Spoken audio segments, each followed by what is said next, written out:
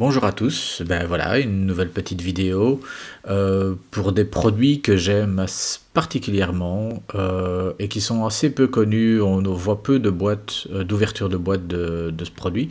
C'est les boîtes d'Upper Deck pour la Ligue canadienne de football, la CFL.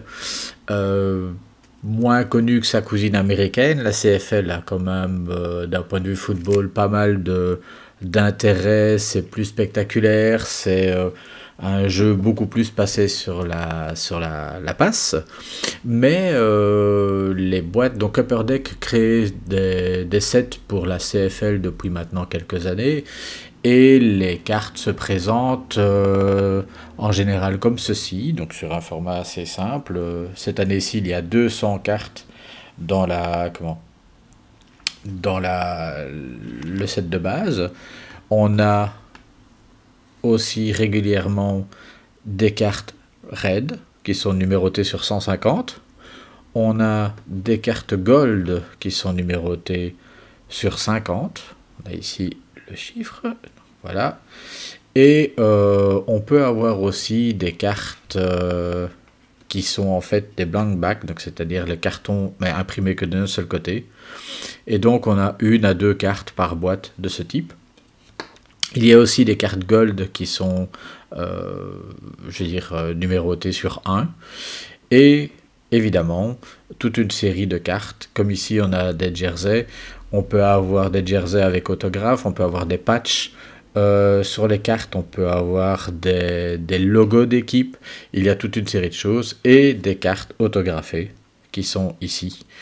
Il y a donc 200 cartes dans le set de base, il y a une cinquantaine d'autographes, un peu moins de 50 autographes, et le nombre de jerseys ou de patchs varie vraiment en fonction donc, du type, si c'est juste le jersey, si c'est jersey autographe, etc. Donc on va ouvrir une boîte, et vous allez pouvoir voir ce qu'il y a dedans. Donc il y a 16 paquets par boîte, 6 cartes par paquet. Et donc, les cartes au départ sont assez simples, on va dire, en termes. Donc, vous avez le nom de l'équipe, le logo, le nom du joueur. Vous avez au dos, donc le nom, sa position, et donc la photo de l'autre côté, et ses statistiques pour l'année précédente. Hop, voilà, donc on a donc les 16 paquets. Hop. On va sortir tout ça.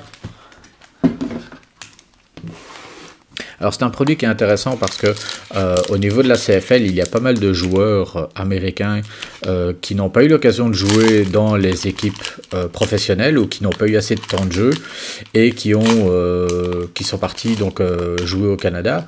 Et dans l'histoire de la Ligue canadienne, il y a pas mal de joueurs qui ont joué là-bas et qui sont après partis vers les États-Unis.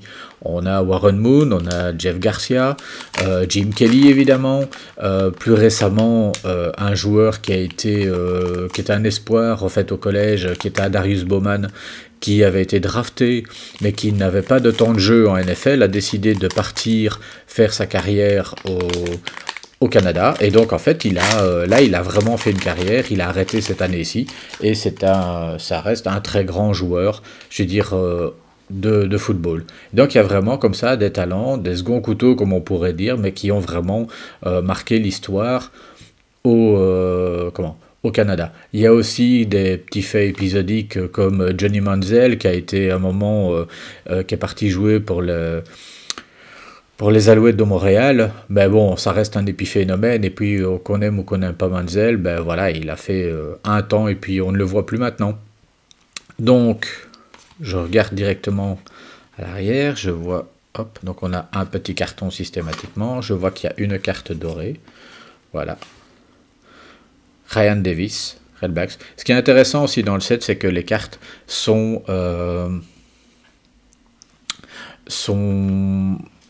des photos de match, et donc il y a vraiment à ce moment-là un plaisir d'avoir. Quand vous avez ce genre de cartes, je veux dire, c'est toujours plus intéressant. Là, on a un checklist, par exemple. Mais sinon, il y a vraiment tous les postes aussi qui sont représentés. Donc on peut avoir aussi bien ligne offensive, des kickers, des quarts arrière. Donc le set représente vraiment la richesse des équipes et du championnat.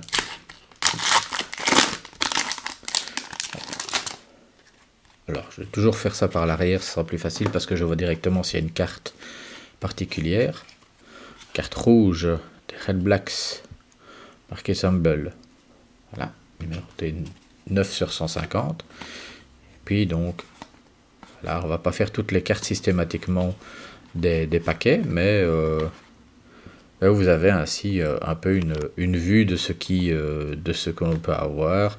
Donc, vous avez les Tiger Cats d'Hamilton, Montréal, ici pas mal, les Argonautes, l'ancien logo des Argonautes. Vous avez les Red Blacks, vous avez les Elks, donc qui sont les anciens Eskimos. Le nom a changé, le nom de la ligue a changé. Il y a maintenant 2 ans, on va dire. Et donc ben voilà, on a une carte ici. James Butler, des Lions. Ce qui est intéressant aussi, en fait, c'est que dans la ligue canadienne, il y a énormément de joueurs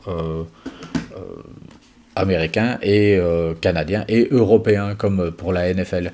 Et en tant que Belge, ben, on a Thibaut Debaille qui joue pour les BC Lions et c'est un peu le plaisir. Il n'a pas de carte encore cette année-ci, j'espère qu'il en aura une l'année prochaine ou qu'à un moment il aura sa petite notoriété.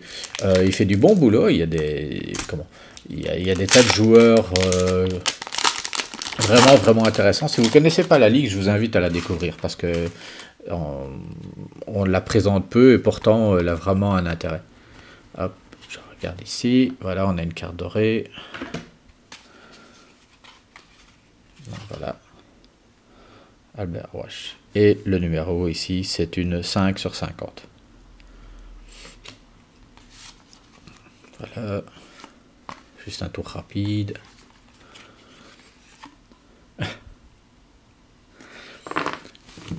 Donc dans les cartes de base, on a vraiment tout le monde. Et avec une boîte, donc on sait avoir à peu près, on va dire 100 cartes pour le set de base, plus les inserts qu'on peut avoir. Là, ça dépend un peu de ce que vous... Allez, avec 2 boîtes, vous pourriez avoir le set de base complet. Voilà. Rouge.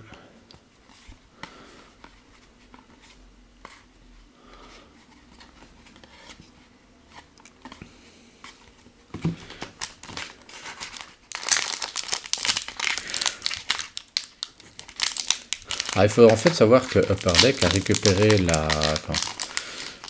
la licence qu'avait avant Jogo, qui était la seule marque de cartes qui existait pour produire des cartes de la CFL. Et donc il y a quelques années, ils ont perdu leur... Jogo n'est pas mort pour autant, puisqu'ils continuent à produire... J'ai un pack récalcitrant. Voilà. Puisqu'ils continuent à produire des cartes pour la Ligue des joueurs, la CLFPA. Mais donc, en fait, au départ, Jogo ne produisait pas de cartes ni autographiées, enfin très peu en tout cas, et encore moins de cartes reliques. Et c'est là où tout l'apport de Upper Deck, évidemment, dans ce set. Ah ben voilà, on a première carte. Alors en général, on a 3 hits par boîte, ça va de 3, 4, j'en ai déjà eu 5 dans une boîte, donc c'est assez variable. Donc vous avez un autographe qui est sur sticker systématiquement. Voilà.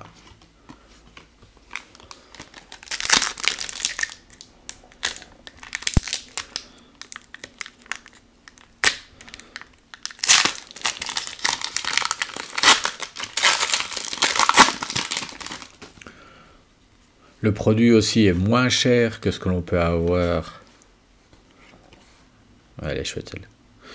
Le produit est moins cher aussi que ce qu'on peut avoir pour la NFL. Donc c'est aussi intéressant en matière de collection pour le niveau des joueurs, pour le prix, je veux dire, qu'on peut avoir pour des sets. Si on est amoureux des cartes, des trading cards de football, si on aime un temps soit peu la CFL, si on la découvre et qu'on commence à apprécier, il y a vraiment dans la ligue, il y a eu toute une histoire de cartes parce que Topps a produit des cartes dans les années 60. Il y a eu vraiment des tas de cartes différentes. Boris Bed. Qui ont été faites pour saluer la CFL. Et donc franchement, il y a même une marque de cartes il y a quelques années d'ici qui s'appelait Extreme, qui a fonctionné pendant quelques années seulement, mais qui produisait une qualité de carte vraiment hors norme. Et donc on a, je veux dire là, pour cette ligue-là, il y a vraiment aussi un très grand plaisir de collection au niveau des cartes à avoir. Donc si vous ne connaissez pas, allez sur internet, commencez à regarder un petit peu et vous allez vraiment découvrir des tas de choses. Et surtout en général aussi, c'est que ce sont des cartes qui, pour les plus anciennes, avaient des logos qui étaient très proches, des designs qui étaient très proches des cartes américaines aussi. Là, une carte dorée sur 50. Oula. Donc on a... Je n'ai pas encore de cartes. On appelle des blank back, donc les cartes uniquement imprimées que d'un côté. Ah ben on a, voilà. Vernon Adams ou Jumbo Jersey. Voilà. Un beau card. Il est au chrome. Des Alouettes de Montréal. Donc, vous avez le Jumbo Jersey. La carte n'est pas numérotée. Et vous avez par exemple les Jersey classiques. Et vous avez les versions de ces cartes-là en patch. Donc, qui sont à ce moment-là de taille équivalente, mais qui reprennent probablement... Enfin, j'aurais déjà vu quelques exemplaires qui reprennent des morceaux du logo de l'équipe sur les maillots, ou le nom de l'équipe sur le maillot.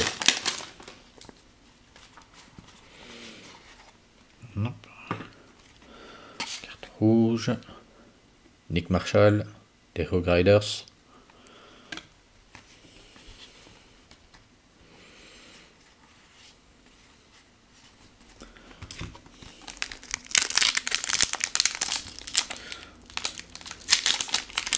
Donc comme il y a 3 hits en moyenne, j'en ai déjà eu 2, puisqu'il y a eu l'autographe tantôt et le jersey. Peut-être qu'il y aura plus, on verra ça. Une carte rouge. Ce qu'il y a de bien aussi, c'est qu'il y a pas mal d'inserts. Je veux dire, même si c'est la même série, mais on peut avoir, en ouvrant une boîte déjà, un bon panel de ce que l'on peut avoir dans les sets et les subsets. Donc c'est assez intéressant de ce point de vue-là.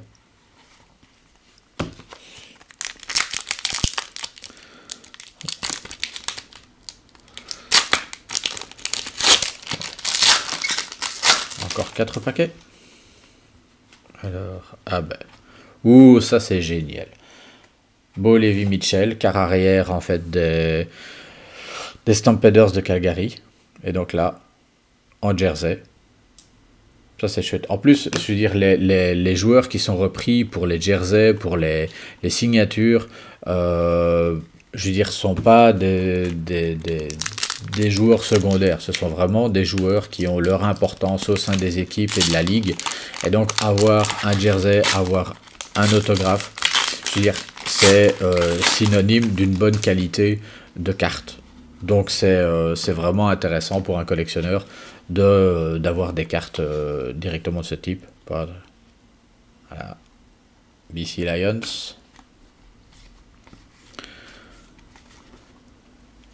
Ça c'est amusant parce que autant sur l'autre boîte, j'avais 2 cartes blank back.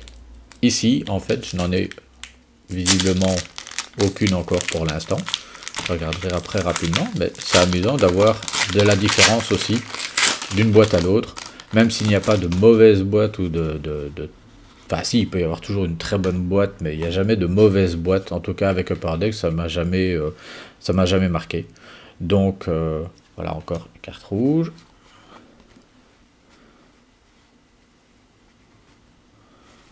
Voilà. Et dernier paquet, donc normalement il devrait y avoir, si tout va bien, encore une carte spéciale dedans. Hop, autographe ou jersey. On va voir ça tout de suite.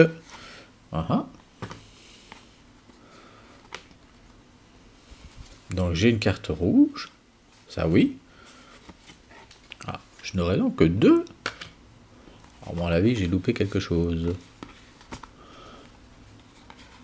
a priori, je n'aurai que 2 hits dans la boîte. Alors la précédente, j'en avais eu 4. Donc ici 2. Fondamentalement, on va dire que c'est une moyenne. Et donc, je vais juste regarder rapidement s'il n'y a pas un autographe dedans. Et je vérifierai les blancs en même temps. Voilà. Je vais faire un rapide kaléidoscope de ce que vous pouvez avoir dans la boîte, comme ça. Hop.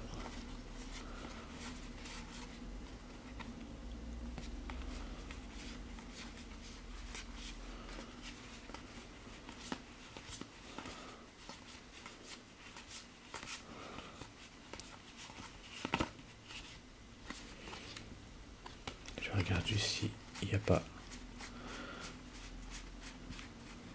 Hop. Ben non. Et donc je n'aurai que 2 hits. Ah mais non, je suis bête, j'avais un autographe et le jersey.